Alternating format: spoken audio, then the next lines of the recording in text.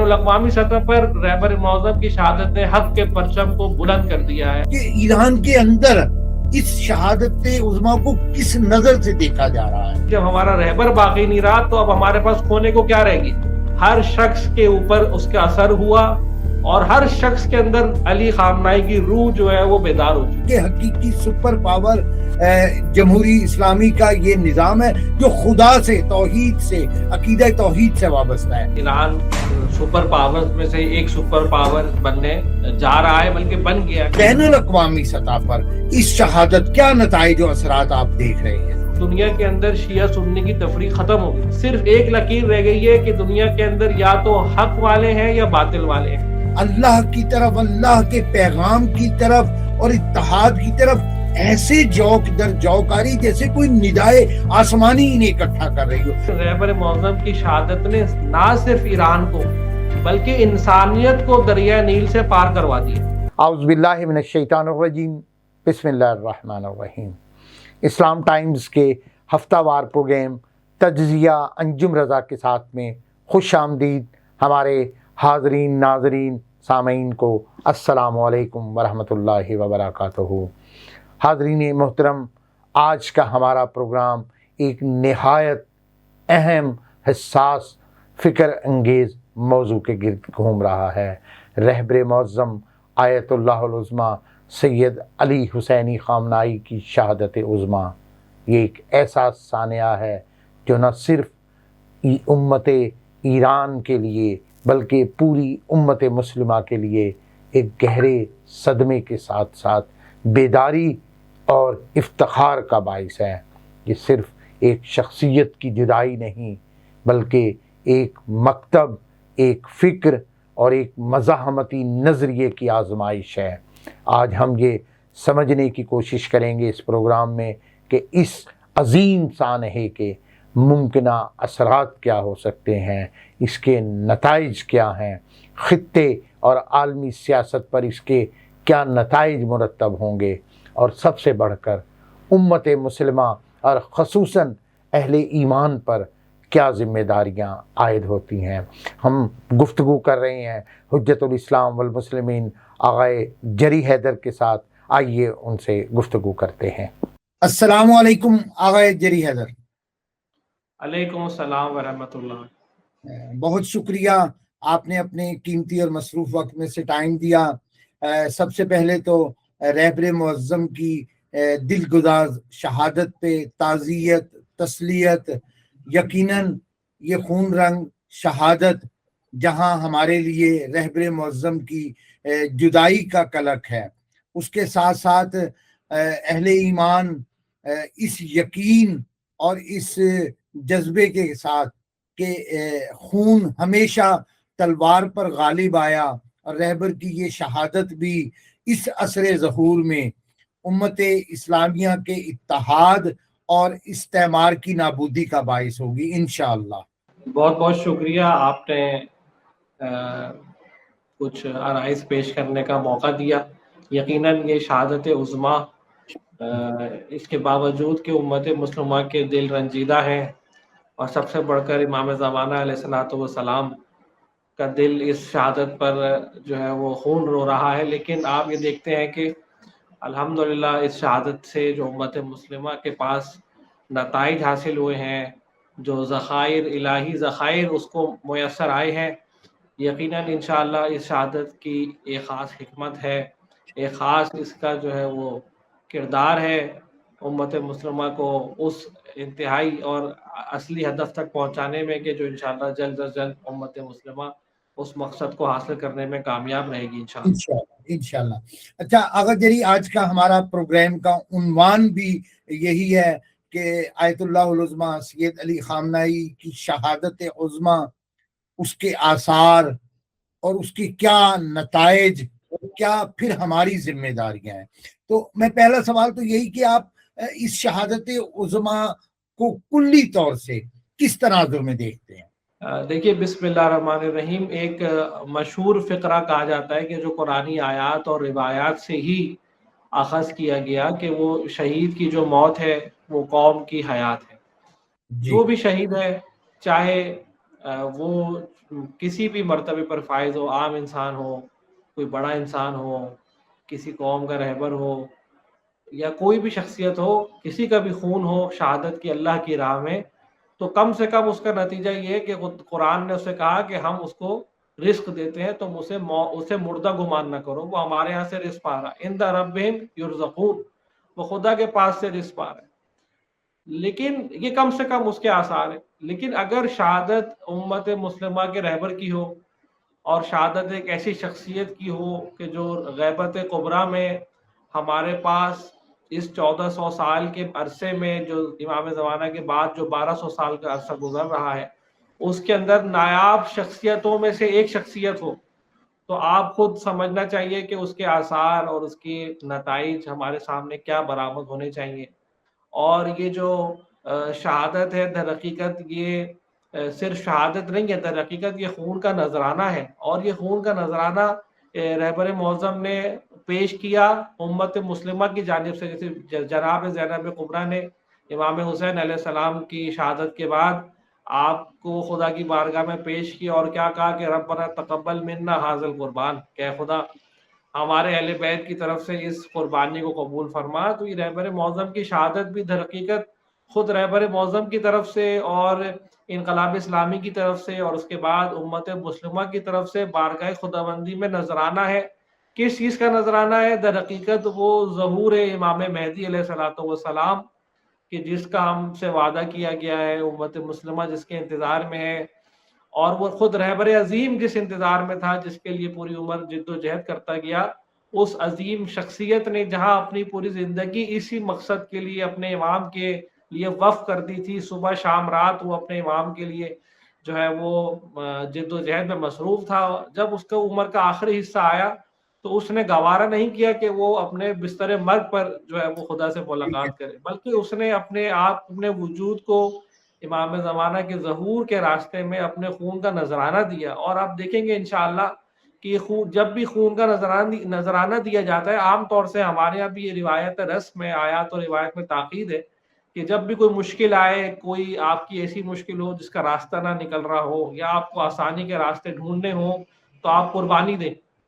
और ये खून जो होता है खुदा की बारगाह में असर रखता है। तो अगर इस रहबर अजीम ने इस ज़हूर की इस मुश्किल कठिन रास्ते को आसान करने के लिए, दरवाजे खोलने के लिए उम्मत मुस्लिमा के ऊपर, तो इससे बड़ा नजराना गैबत कुबरा में नहीं दिया जा सकता था इमाम ज़माना के ज़हूर के लिए। तो कुल्ली तौर से हम इस शहादत को इस हवाले से देखते हैं कि ये शहादत दर हकीकत इमाम ज़माना अलैहिस्सलातु वस्सलाम के ज़हूर के लिए सबसे बड़ा नजराना है कि जो उम्मत मुस्लिमा की तरफ से इमाम ज़माना और खुदा की बारगाह में पेश किया गया। और हम इंशाअल्लाह इस शहादत के बाद जो हम आसार मुलाहिज़ा कर रहे हैं, जो हम देख रहे हैं कि दिन ब दिन उम्मत मुस्लिमा अपने खोए हुए रास्ते को तय कर रही है, मकसद को पा रही है, मकाम को हासिल कर रही है, कुलूब बेदार हो रहे हैं, दिल जिंदा हो रहे हैं, तो हमें यकीनन ये जो नजराना है ये रायगा नहीं जाएगा। और यकीनन ये इस नजराने से उम्मत मुस्लिमा खुद वो हिकमत खुदाबंदी इस बात की मुतकाजी होगी इंशाअल्लाह कि उम्मत मुस्लिमा उस ज़हूर के आखिरी मंजिल तक, उस ज़हूर की आखिरी मंजिल तक इंशाअल्लाह जल्द अज जल्द इस शहादत के ज़रिए उस मंजिल तक पहुंच जाएगी। जज़ाकल्लाह आगे जरी, बड़ी उम्दा आपने तौजीह इसकी पेश की, और यकीनन मुझे आपकी गुफ्तगू के दौरान रहबर कबीर इमाम खुमैनी रिज़वानुल्लाह अलैह का अवाइल इनकलाब का एक जुमला बहुत याद आ रहा था कि इमाम ने फरमाया था कि ईरान इमाम ज़मान का मुल्क है, हम इसको इसके हकीकी वारिस के सपुर्द करेंगे। और रहबर मुअज़्ज़म की जितना अरसा इमाम के बाद इस जिम्मेदारी संभालने का है, वही नारा था इत्तहदू, वही नारा था वला शर्किया वला गरबिया, वही नारा था कि मुसलमान मिलें और ज़हूर महदी से मुत्तसिल हों। और रहबर ने यकीनन आपकी गुफ्तगू से अपनी जान इसी राह पे निछावर कर दी। मैं सबसे पहले इमाम ज़मान के उस मुल्क को कि जहाँ रहबर अजीम मुकीम थे, और जो कौम उसी जुर्रत और ज़आमत के साथ आज भी इस्तेमार के सामने गुज़िश्ता 1 माह से ज़ायद होने को आया है, ایسے سیسا پلائی دیوار کی طرح کھڑی ہے کہ جیسے قرآن میں مومنین کی مثال دی گئی تھی۔ تو میں جاننا چاہوں گا ہمارے ناظرین حاضرین کے لیے کہ ایران کے اندر اس شہادت عظمیٰ کو کس نظر سے دیکھا جا رہا ہے؟ دیکھیے، آپ پوری دنیا واقف ہے کہ جب اسلامی انقلاب ایران دنیا کے نقشے پر نمودار ہوا تو پہلی ہی دن سے اس کے خلاف سازشوں کا انبار لگا دیا گیا، اور مختلف طرح سے کوشش کی گئی کہ یہ انقلاب کا جو بیج ہے یہ اگنے نہ پائے اور یہ مٹی کے اندر ہی دفن، زمین کے اندر ہی دفن ہو کر رہ جائے۔ لیکن ہم یہ دیکھ رہے ہیں کہ ساری سازشوں کے باوجود، ساری مشکلات کے باوجود آج یہ انقلاب کا درخت صرف ایک پودا نہیں، ہرا بھرا پودا نہیں، بلکہ ایک تناور درخت بن کر جو ہے وہ ہمارے سامنے موجود ہے۔ البتہ ان ساری چیلنجز اور مشکلات کے باوجود دیکھیے، آپ رہبر معظم کی قیادت کا عرصہ دیکھیے، جو مدت زمان قیادت کی 37 سال ان کی قیادت کا عرصہ ہے۔ امام خمینی علیہ رحمہ کی قیادت کا عرصہ 10 سال تھا، اور امام خمینی نے 10 سال امت مسلمہ کی قیادت کی، اور اس کے 10 سال انہوں نے مشکلات کا مقابلہ کیا، چیلنجز سہے۔ خود امام خمینی کی شخصیت ایک معنوی شخصیت تھی، پہلے سے علماء کے درمیان، عوام کے درمیان ان کا اثر بھی خاص تھا۔ رہبر معظم کی شخصیت، جوان شخصیت، 56 سالہ جوان، آپ جو ہے وہ ایک رہبر کے منزل پر فائز ہوئے تھے۔ اس کے بعد آپ کی شخصیت کو شروع سے ہی دشمن نے مختلف طریقوں سے جو ہے وہ آپ کو جو ہے وہ سازش کا شکار رہے، اور رہبر معظم نے ان 37 سالوں کے اندر دیکھیے ایک لمحہ بھی چین سے زندگی نہیں گزاری، ہمیشہ وہ کسی نہ کسی طرح سے مختلف طرح سے چیلنجز کا شکار رہے۔ اور آخری زمانے میں، آخری سالوں میں آپ یہ جانتے ہیں کہ دشمن اور استکبار پوری طرح زور لگا چکا تھا کہ اس انقلاب کو غیر مقبول کر کے ایرانی کے اندر سے ہی ایک ایسی تحریک کو جو ہے وہ نمودار کیا جائے جو اس انقلاب کو جو ہے وہ چیلنج کرے اور اس انقلاب کی جڑوں کو کمزور کرے۔ اور کسی حد تک سوشل میڈیا کے ذریعے اور جنگ نرم کے ذریعے، میڈیا وار کے ذریعے یہ دشمن کسی حد تک رسوخ کرنے کے اندر، ایک امپریشن بنانے کے اندر کامیاب ہو چکا تھا کہ یہ انقلاب رہبر معظم کے بعد جو ہے وہ زیادہ دیر چلنے والا نہیں ہے اور بہت بڑے خلفشار کا شکار ہو جائے گا۔ اور ہم نے دیکھا کچھ ہی عرصے پہلے ایک جو ہے وہ فسادات بھی ایران کے اندر جو ہے وہ مصنوعی طور سے جو ہے وہ ایجاد کرنے کی کوشش کی گئی، جس کے اندر ہزاروں لوگ جو ہے اس میں جو ہے وہ ہلاک بھی ہوئے۔ اس کے بعد بھی آپ دیکھتے ہیں ایران کے اندر جو متدین طبقہ بھی تھا وہ بھی ایران کے معاشی چیلنجز اور جو ہے وہاں کے انتظامی امور پر شاکی تھا، اور جو وہاں کے انٹلیکچوئلز بھی تھے، خواص بھی تھے، وہ بھی اس حوالے سے شک و شبہات میں شکار تھے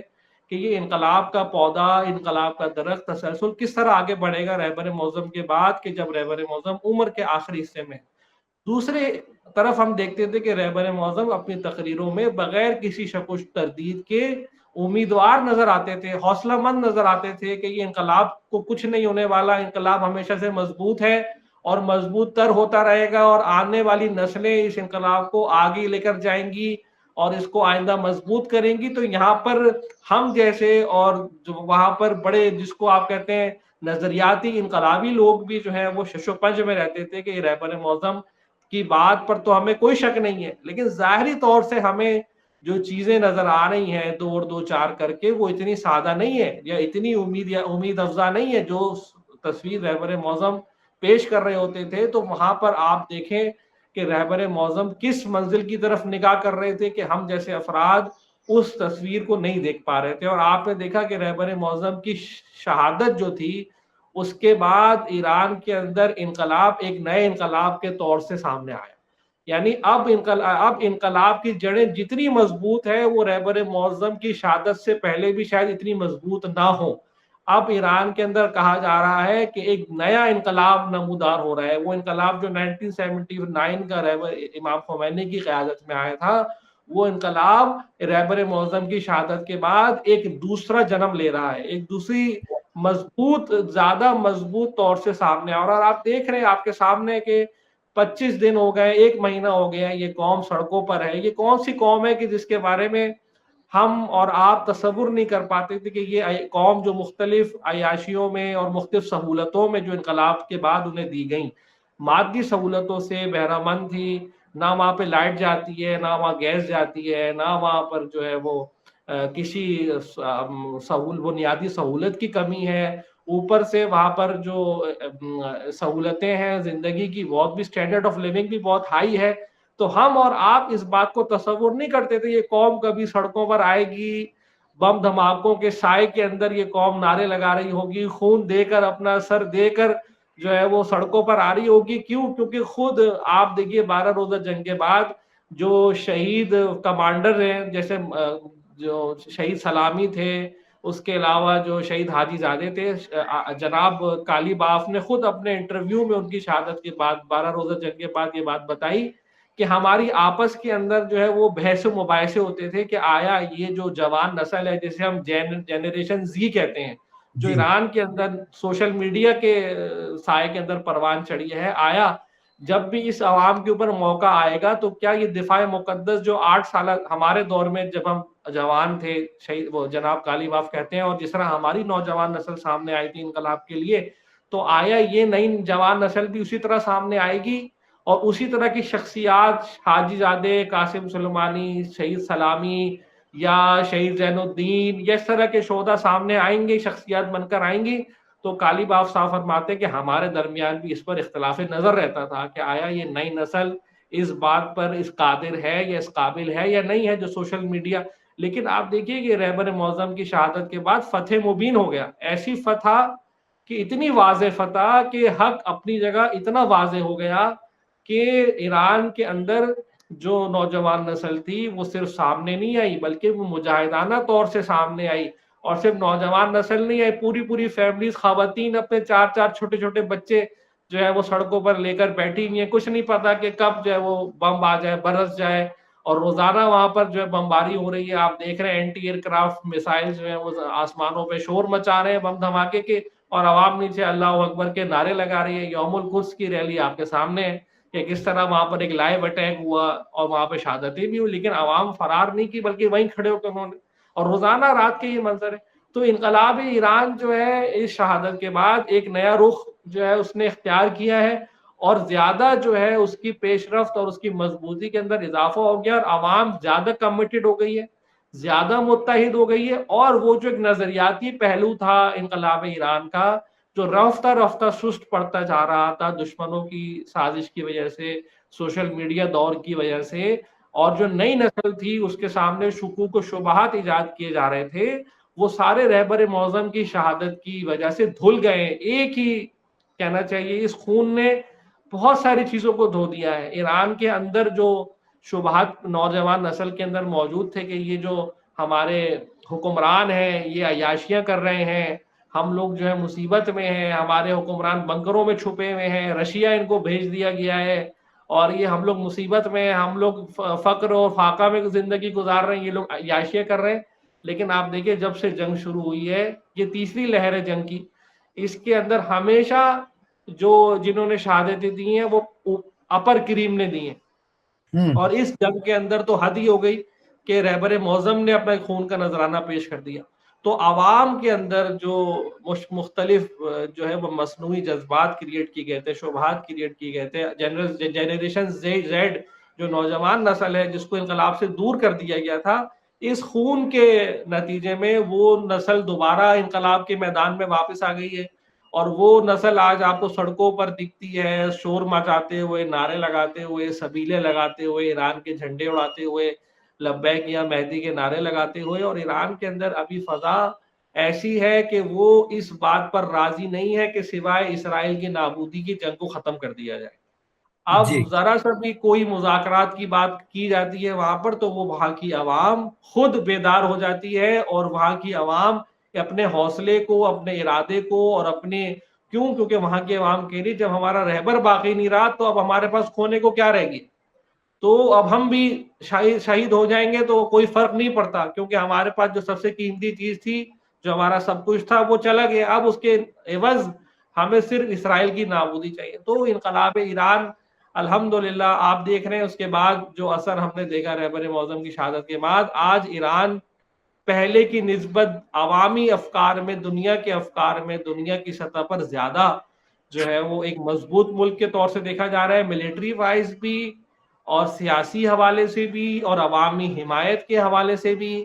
اور اسی طرح آپ دیکھتے ہیں اکانومیکل بھی، آپ دیکھتے ہیں کہ ایران پوری دنیا کی اکانومی کو کنٹرول کرنے والا واحد ملک ہے، کہ جب سے ایران نے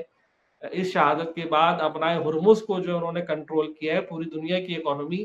ہل کر رہ گئی ہے. تو اب آپ جیسے ہی اگر یہ جنگ ختم ہوتی ہے، اگر آج بھی یہ جنگ ختم ہو جاتی ہے، تو ایران دنیا کی سپر پاورز میں سے ایک سپر پاور ہوگا. تو جی رہبر معظم کی جو ہے وہ شہادت کے بعد آپ دیکھتے ہیں کہ ایران کے اندر اس کی برکات بے انتہا ہے. شاید ہمیں 2 گھنٹے کا پروگرام کرنا پڑے کہ ہم کہیں گے رہبر معظم کی شہادت کے بعد جی ایران کے اندر جو تبدیلیاں آئی ہیں، وہ قوم پہلے بھی شہید پرور تھی، لیکن آج اس قوم کا مقام یہ ہے کہ ہر شخص وہاں کا علی خامنہئی بن گیا. ہر واہ شخص کے اندر رہبر معظم کے روح جو ہے وہ سرایت کر گئی ہے. اس روح کا یہ روحانی اثر تھا کہ اس وجود نے، اس روح نے جب اپنا نذرانہ پیش کیا تو اس نور کے قطرے ہر شخص کے اوپر اس کا اثر ہوا، اور ہر شخص کے اندر علی خامنہئی کی روح جو ہے وہ بیدار ہو چکی ہے. ہر شخص وہاں پر امریکہ کے مخالف جو ہے وہ کٹنے کو، مرنے کو، ٹکڑے ٹکڑے ہونے کو تیار ہے. اور الحمدللہ آج کے دور میں یہ معجزہ ہے کہ جس دور میں سوشل میڈیا کے دور میں دشمن نے ساری چیزیں جنریشن زیڈ کو پرووائڈ کی تھی کہ یہ سست نسل بن جائے، یہ ایسی نسل بن جائے جس کا دین سے کوئی تعلق نہ ہو، دنیا میں بھی ان کا تعلق صرف مادی اہداف سے ہو، پیسے اور عیاشی کے علاوہ ان کا کوئی جو ہے وہ نہ ہو، مشغلہ نہ ہو. لیکن آپ دیکھتے ہیں ایران کے اندر اس شہادت نے کتنی چیزوں کو بالکل برعکس کر کے دکھایا، اور ایک معجزانہ ہم نتائج اس کے شہادت کے ایران کے اندر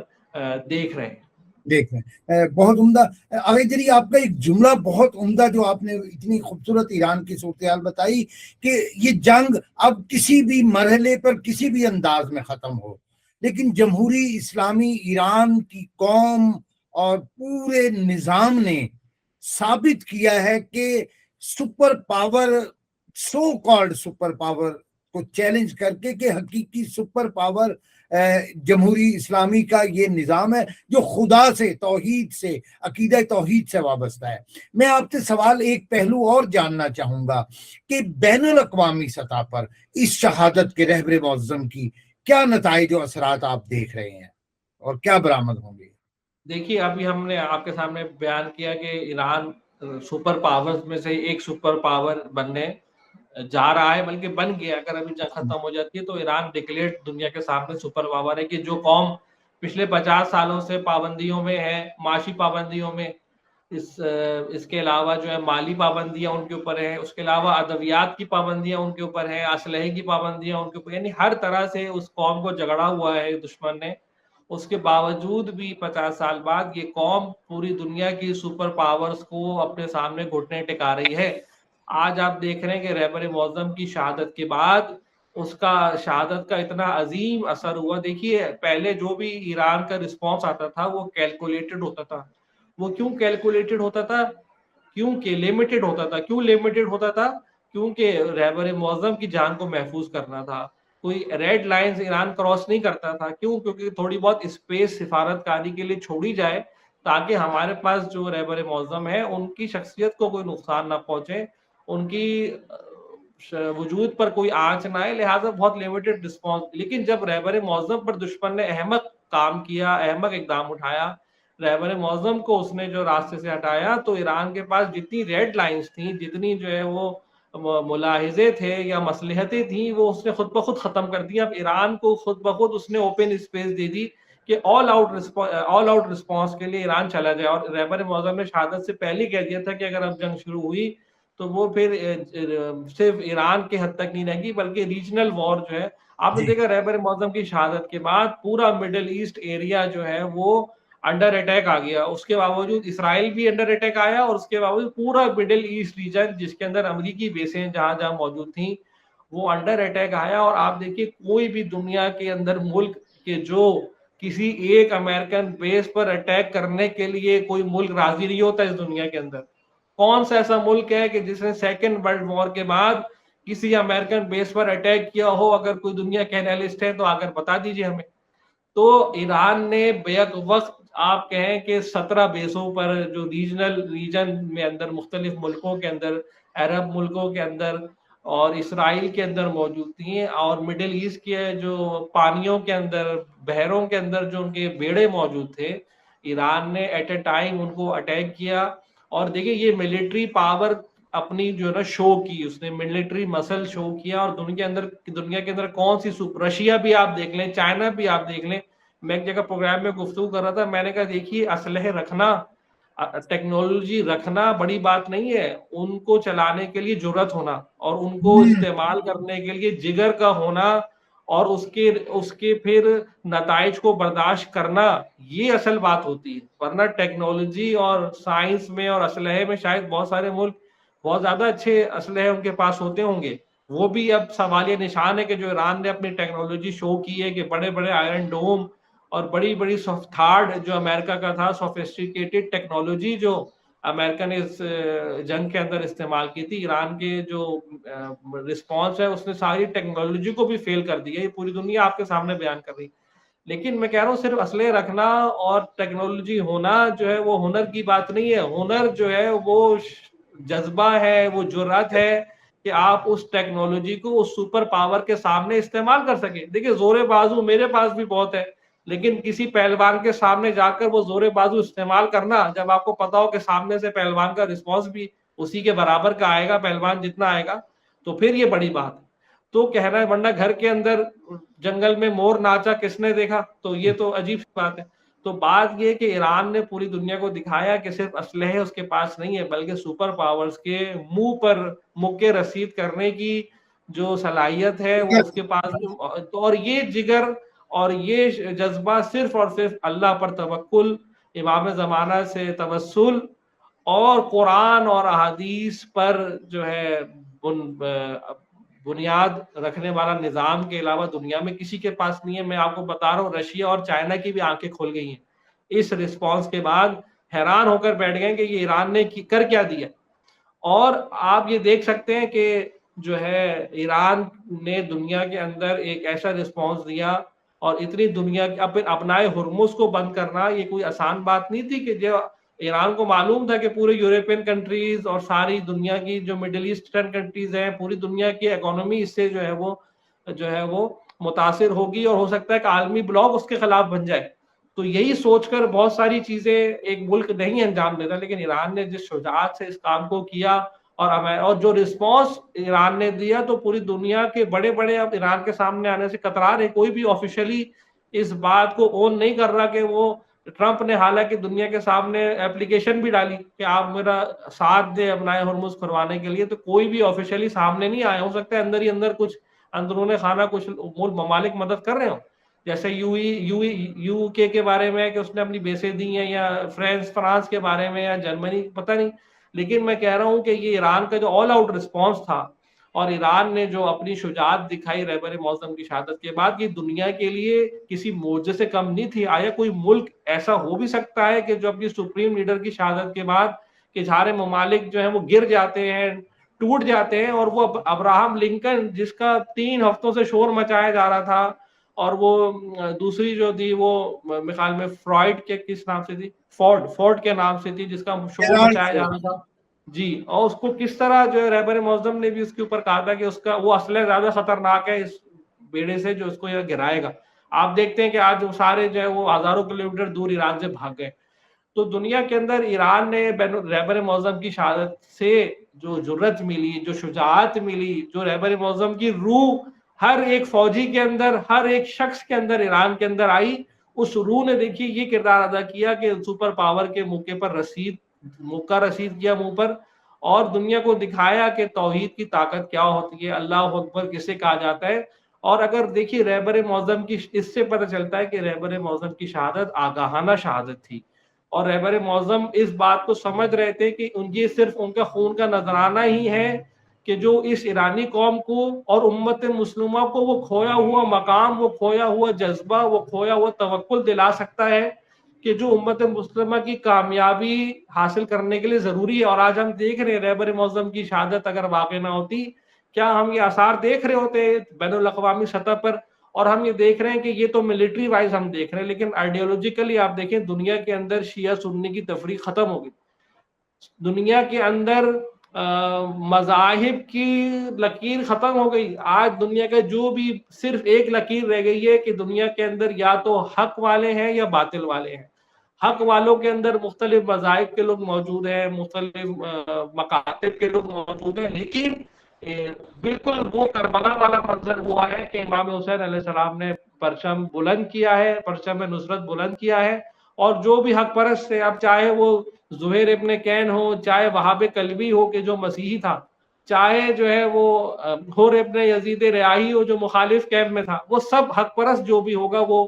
جمع ہو جائے گا. اور جو ادھر باطل پرست ہوں گے، چاہے ان کا چہرے پر کوئی اسلام کا نقاب ہو تو وہ ادھر چلے جائیں.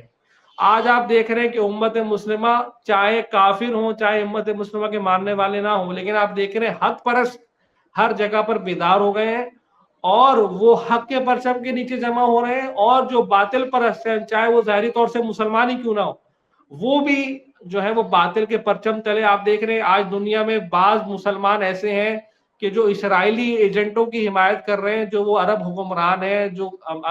اسرائیلیوں کے کاسا لیس ہیں، امریکیوں کے کاسا لیس ہیں. آیا اب بھی کچھ ثبوت باقی رہ گیا؟ لیکن ان کی حمایت میں جہاد کے نعرے بلند کر رہے ہیں. تو در حقیقت یہ وہ باطل محاذ کے پجاری ہیں جس کو رہبر معظم کے خون نے جو ہے آج دنیا کے اندر جو لکیریں، اس کو فتح مبین، ایسی فتح ہے یہ رہبر معظم کا شہادت کہ جس نے ہر چیز کو واضح کر دیا، بین کر دیا، مبین کر دیا. تو رہبر معظم کی خون نے دیکھیے آج آپ دیکھ رہے ہیں بڑی بڑی سیلیبریٹیز جن کا دین سے کوئی زیادہ تعلق نہیں ہے، لیکن وہ رہبر معظم کے لیے آنسو بہا رہی ہیں، تعزیت پیش کر رہی ہیں، عقیدت کا اظہار کر رہی ہیں. آیا پہلے ہم نے کبھی دیکھا تھا ایسا کہ دین کی اتنی فتح دنیا کے منظر پر ہم نے ایسی کبھی دیکھی تھی کہ ایسے لوگ جن کا تصور نہیں کرتے تھے کہ وہ دین سے آشنائی بھی رکھتے ہیں، وہ رہبر معظم کی شہادت پر آنسو بہا رہے ہیں، تعزیت پیش کر رہے ہیں. اس سے یہ پتہ چلتا ہے کہ رہبر معظم کے خون نے دنیا کے اندر ساری لکیروں کو مٹا دیا ہے. اور اب ہمارے پاس صرف دو لکیریں رہ گئی ہیں، جس کو حق کی لکیر اور باطل کی لکیر. اب مذاہب مکاتب کی لکیریں ختم ہو گئی ہیں. اب اس کو دو طرح سے تعبیر کیا جا سکتا ہے کہ رہبر معظم کے خون نے دنیا کو یا حسینی محاذ میں تقسیم کر دیا یا یزیدی محاذ میں تقسیم کر دیا، یا دوسرے طور سے آپ کہیں حق کے محاذ میں یا باطل کے محاذ میں. اب تیسرا کوئی ہمارے پاس محاذ موجود نہیں ہے. آج آپ دیکھ رہے ہیں کہ چاہے سنی ہو، چاہے شیعہ ہو، چاہے غیر مسلمان ہو، کتنا جو بیدار لوگ ہیں وہ کتنا اسرائیل سے نفرت کا اظہار کر رہے ہیں اور کتنا رہبر معظم سے عقیدت کا اظہار کر رہے ہیں. اور اگر یہ شہادت نہ ہوتی تو یہ آثار دنیا کے سطح پر ہمیں نمایاں. دیکھیں حسن نصر اللہ کی شہادت ہوئی، بہت بڑی شہادت تھی. قاسم سلیمانی کی شہادت ہوئی، بہت عظیم شہادت تھی. اسی طرح پچھلی جنگ میں جن کمانڈرز کی شہادت ہوئی، بہت بڑی شہادتیں تھیں. لیکن ایسا اثر ہم نے دنیا کے نقشے پر نہیں دیکھا تھا. رہبر معظم کی شہادت کے بعد آپ نے پاکستان کے نقشے پر دیکھیں آپ کس طرح لوگوں کا جوک در جوک آپ دیکھ رہے ہیں. ایک منظر نامہ کے لوگ اظہار عقیدت کے پھول نچھاور کر رہے ہیں. اور ابھی تک دنیا اس منظر نامے میں کہ جب دشمن صبح شام مشغول ہے پروپیگنڈا کرنے میں، ابھی تک آپ دیکھتے ہیں کہ 90%، 95%، 99% پاکستانی قوم بھی جو ہے وہ ایران کے ساتھ جو ہے وہ اپنے جذبات کو اظہار کر رہی ہے. اور پوری دنیا میں یہی صورتحال ہے کہ جو لوگ ایپسٹین والے ہیں وہ الگ ہو گئے ہیں، اور جو اللہ والے حق والے ہیں، جو شیطان پرست ہے ایپسٹین وہ الگ ہو گئے ہیں، جو خدا پرست ہے. انشاءاللہ تو رہبر معظم کا خون انشاءاللہ بہت سارے لوگوں کو نجات دینے کا باعث بنا ہے. اس نے کتنے لوگوں کو جو ہے وہ گمراہیوں کی کھائیوں سے نکال کر ہدایت کی نور کی کرن سے جو ہے وہ ہمکنار کیا ہے الحمدللہ بین الاقوامی سطح پر. اور بین الاقوامی سطح پر رہبر معظم کی شہادت نے حق کے پرچم کو بلند کر دیا ہے. اب سنی، دیوبندی، بریلوی، وہابی، شیعہ کی تقسیم ختم ہو گئی. ہو سکتا ہے شیعہ ہو لیکن نعوذ باللہ وہ کسی اور کیمپ میں ہو سکتا ہے وہابی ہو نعوذ باللہ کسی اور کیمپ میں، لیکن ہو سکتا ہے شیعہ ہو اور وہابی ہو اور حق کے کیمپ میں ہو. لہٰذا شیعہ ہونا، سنی ہونا اب حق کا معیار نہیں، بلکہ اب ایران کے ساتھ کھڑا ہونا، رہبر معظم کی خون کی پاسداری کرنا حق کا معیار بن گیا. جی اچھا اگر جری بالکل یہی نبرد آخر حق و باطل کا ایک ایسا مارکا ثابت ہوا ہے کہ رہبر معظم کی شہادت سے لے کر پورا رمضان کا مہینہ ہے اور امت مسلمہ اللہ کی طرف، اللہ کے پیغام کی طرف اور اتحاد کی طرف ایسے جوک در جوکاری جیسے کوئی ندائے آسمانی انہیں اکٹھا کر رہی ہو۔ میں ایک مانوی پہلو ضرور آپ سے جاننا چاہوں گا، اور وہ قرآن مجید فرقان حمید کے تناظر میں اس شہادت عظمیٰ کو ہم کس طرح دیکھ سکتے ہیں؟ دیکھیے قرآن نے کہا کہ وَاعْتَصِمُوا بِحَبْلِ اللَّهِ جَمِيعًا وَلَا تَفَرَّقُوا، اللہ کی رسی کو مضبوطی سے تھام لو، تفرقہ نہ کرو۔ رہبر معظم کی شہادت نے امت مسلمہ کو اس آیت کے مصداق کی طرف پہنچا دیا، ورنہ کوئی اور شہادت یا کوئی اور بھی مسئلہ اس مسئلے کی طرف امت مسلمہ کو اس آیت کی طرف نہیں لا سکتا تھا۔ لیکن اس آیت کے بعد ہم اپنی آنکھوں سے یہ معجزہ دیکھ رہے ہیں کہ یہ امت مسلمہ جو 14 سال سے لڑ رہی ہے، 1400 سال سے، لیکن اس شہادت نے وہ سارے شبہات اور سارے اختلافات کو ختم کر کے امت مسلمہ کو ایک پیج پر لے کر آ گیا۔ اور اب یہ موقع آ گیا کہ تفرقہ بازوں کا وہ جو پرانے ہتھ کنڈے تھے وہ چلانا چاہ رہے ہیں، لیکن وہ کوئی ان کی کان نہیں دھر رہا، ان کی باتوں کو سننے کو بھی تیار نہیں ہے۔ اچھا، دوسری بات یہ دیکھیں قرآن کے اندر اس حوالے سے جو بات ہوئی، سب سے بہترین مثال ہم جناب موسیٰ کی دے سکتے ہیں کہ جناب موسیٰ جب اپنی قوم کو لے کر چلے، جب ان کو حکم آیا کہ بنی اسرائیل کو دریائے نیل کی طرف لے کر جاؤ، تو جناب موسیٰ جب بنی اسرائیل کو دریائے نیل پر لے کر پہنچے تو وہاں پر کیا صورتحال تھی کہ سامنے دریا تھا اور پیچھے فرعون کی فوج تھی، فرعون کی فوج تھی دبدبے سے لیس، اسلحے سے لیس۔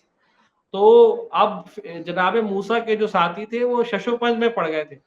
کہ بھائی اچھا یہ میں آیت، یہ داستان، یہ آیت میں کیوں بیان کر رہا ہوں، کیونکہ رہبر معظم بارہا اپنی تقریروں میں اس طرح اشارہ کر چکے تھے، تو میں اسی سے جو ہے وہ ریلیٹ کرنا چاہ رہا ہوں۔ تو اس مرحلے میں جو اصحاب موسیٰ تھے، قرآن نے کہا کہ وہ شش و پنج میں پڑ گئے، پریشان ہو گئے، کیوں؟ کیونکہ آگے بھی موت ہے، پیچھے بھی ہلاکت ہے۔ تو اب رائے نجات کیا ہے؟ تو اصحاب موسیٰ نے جناب موسیٰ سے کہا قال اصحاب موسیٰ انا لمدرکون، کہ موسیٰ ہم تو پکڑے گئے، کہ یہ تو اب ہمیں پکڑ لیں گے، کہ فرعون کی فوج، ہزاروں کا لشکر، دبدبے سے لیس، اسلحے سے لیس، سارے مادی وسائل اس کے پاس، اور اصحاب موسیٰ نہتا خالی ہاتھ، اور سامنے دریا، پیچھے فوج، دونوں طرف ہلاک، اب کیا کریں؟ تو ہم تو پکڑے گئے۔ تو جناب موسیٰ نے جواب جو دیا اپنی فوج کو، رہبر معظم نے کہا کہ وہی جواب میرا جواب ہے اپنے لوگوں کو۔ کیا جواب ہے؟ کلا، ہرگز نہیں۔ کیوں؟ انا معی ربی، کیونکہ میرا رب میرے ساتھ ہے، سیہدینی، وہ مجھے ہدایت کرے گا۔ تو جناب موسیٰ کو، یہ جناب موسیٰ کا امتحان تھا، ان کی قوم کا بھی امتحان تھا، اور پھر جناب موسیٰ کے توکل کا اور ان کے لیے بھی امتحان تھا، جیسے ابراہیم کا بھی امتحان ہوا۔ تو یہاں پر جناب موسیٰ نے جب توکل کیا، خدا پر بھروسہ کیا اور کہا کہ اللہ میرا رب میرے ساتھ ہے، وہ مجھے ہدایت دے گا، تو موسیٰ کو کیا جو ہے وہ امر ربی ہوا کہ تم جو ہے اپنی عصا کو جو ہے وہ دریا پر مارو۔ اور جب عصا کو اس نے دریا پہ مارا تو دریا جو ہے وہ دو حصوں میں بٹ گیا۔ جب دریا دو حصوں میں بٹ گیا تو موسیٰ اپنی قوم کو دریا نیل سے بڑے ہی اطمینان سے، آرام سے گزار کر لے گئے، لیکن صرف اپنی قوم کو گزار کر نہیں لے گئے، انہوں نے جب قوم کا آخری بندہ گزر گیا اطمینان سے، انہوں نے انتظار کیا اور پوری فرعون کی فوج کو انہوں نے داخل ہونے دیا۔ اور جب پوری فرعون کی فوج کا آخری بندہ آرام سے اطمینان سے اس کے اندر داخل ہو گیا، تو جب جناب موسیٰ نے دوبارہ چھڑی ماری تو وہ جناب موسیٰ نے صرف اپنی قوم کو نجات نہیں دی بلکہ قوم فرعون کو بھی اس کے اندر ڈبویا۔ تو یہ جو رہبر الہی ہوتا ہے، جو رہبر موسوی رہبر ہوتا ہے، جناب موسیٰ کے مکتب کا رہبر ہوتا ہے، وہ اپنے عصا سے، اپنی چھڑی سے وہ صرف قوم کو نجات نہیں دیتا، سخت ترین مراحل سے نہیں گزارتا، بلکہ اس کے ساتھ ساتھ وہ حق اور باطل کے محاذ کو جدا کرتا ہے، اور حق اور باطل کے محاذ کو جدا کرنے کے بعد وہ اہل باطل کو پوری طرح ڈبوتا ہے۔ پھر ان میں سے کسی باطل کو پوری طرح ذاق الحق و جا الحق و ذاق الباطل والا مرحلہ ہوتا ہے کہ حق آ گیا اور باطل جو ہے وہ مٹ گیا۔ تو اس مرحلے میں دیکھیے رہبر معظم نے حق اور باطل کو دنیا کی سطح پر، جیسے میں نے آپ کے سامنے کہا، بالکل واضح کر کے رکھ دیا۔ آج کسی بھی بچے کے سامنے کوئی شک و شبہ نہیں ہے کہ حق پر کون ہے اور باطل پر کون ہے۔ پوری دنیا کا میڈیا خود اس بات کا اعتراف کر رہا ہے نہ چاہتے ہوئے بھی جو فیکٹس اور فگرز وہ پیش کر رہے ہیں کہ حق کس کے پاس ہے اور باطل کس کے پاس ہے. آج کسی کے پاس رہبر معظم کی سب سے بڑا کارنامہ شہادت کا یہ تھا کہ انہوں نے حق اور باطل، ورنہ اگر حق اور باطل کا محاذ آشکار نہ ہو تو پھر جنگ صفین پیش آ جاتی کہ بڑے بڑے جو ہیں وہ شش و پنج کا شکار ہو جاتے ہیں، اور پھر جو امام معصوم بھی جو ہوتا ہے وہ مجبور ہو جاتا ہے جو ہے وہ عقب نشینی پر. تو آپ یہ دیکھتے ہیں جناب حسن کے ساتھ جو ہوا، لیکن امام حسین نے جو کام کیا، امام حسن نے اپنے زمانے میں حق اور باطل کو واضح کر دیا، تو پھر امام حسین کی تلوار نے کام کیا. تو آپ یہ دیکھتے ہیں رہبر معظم نے ابھی دنیا کے اندر جناب موسیٰ جب پریشان ہو گئے کہ ہم کیا کریں گے، ہمارے پاس کوئی راستہ نہیں ہے، تو ہم نے دیکھا، میں نے آپ سے بیان کیا کہ رہبر کی شہادت سے پہلے ایران کے اندر بہت سوالات تھے، بہت شش و پنج تھی، بہت مشکل تھی، لیکن رہبر معظم کی شہادت نے نہ صرف ایران کو بلکہ انسانیت کو دریائے نیل سے پار کروا دیا. واہ واہ واہ واہ.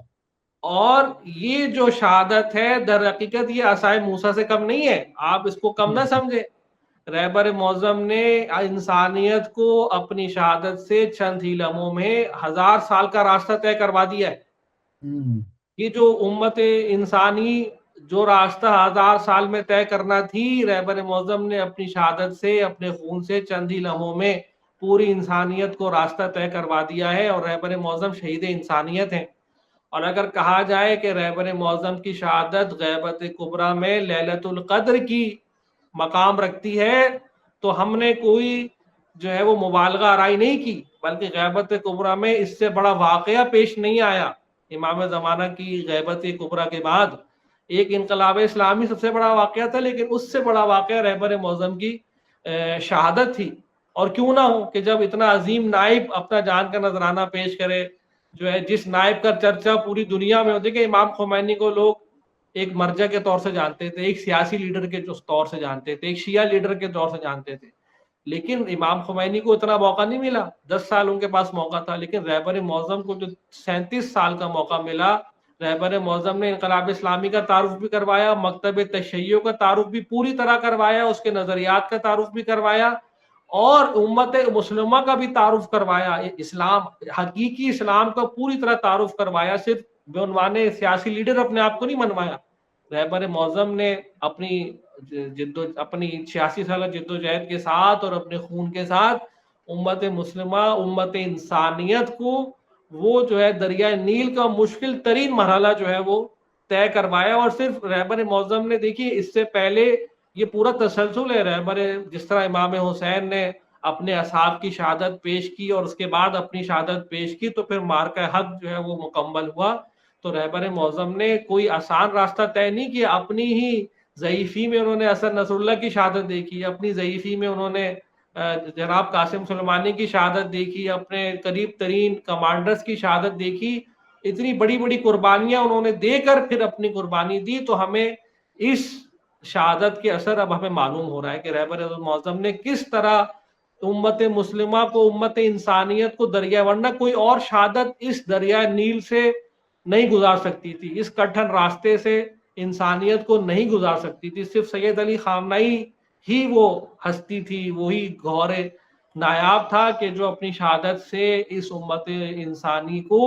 اس کٹھن راستے سے طے کروا سکتا تھا. اب جناب موسیٰ کی طرح جب جناب خامنئی نے امت انسانی کو اس دریائے نیل سے گزار دیا ہے اور حق اور باطل کو واضح کر دیا ہے، اور انشاءاللہ آپ دیکھ رہے ہیں کہ ان کے خون کا یہ اثر ہے کہ اب باطل خود اپنے دریا میں ڈوب رہا ہے،